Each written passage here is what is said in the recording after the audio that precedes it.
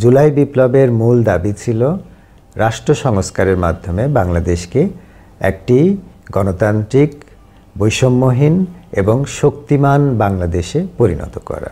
কিন্তু রাষ্ট্র সংস্কারের সুনির্দিষ্ট রূপরেখা নিয়ে তেমন কোনো আলোচনা চোখে পড়ছে না, যার ফলে ধীরে ধীরে রাষ্ট্র সংস্কারের দাবিটি অন্যান্য ডামাডোলের মধ্যে হারিয়ে যাচ্ছে।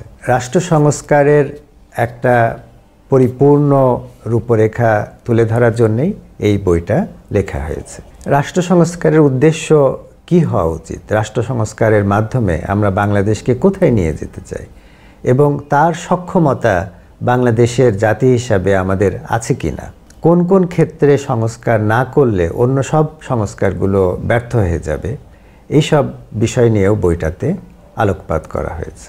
সংবিধান, সংসদ, নির্বাচন ব্যবস্থা, প্রশাসন, পুলিশ, বিচার বিভাগ, আর্থিক খাত, শিক্ষা, স্বাস্থ্য, কৃষি, কর্মসংস্থান, প্রবাসী কল্যাণ, তথ্য প্রযুক্তি ইত্যাদি বিভিন্ন খাতের ব্যাপারে সুনির্দিষ্ট সংস্কার প্রস্তাব এই বইটিতে উত্থাপন করা হয়েছে।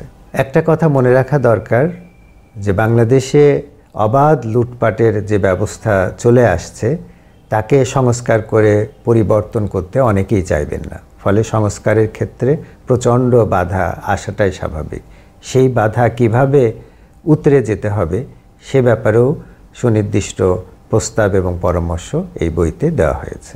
আপনি যদি চান রাষ্ট্র হিসাবে বাংলাদেশ এমন একটা পর্যায়ে যাক যাকে পৃথিবী গোনায় ধরবে, তাহলে এই বইটি আপনার জন্য।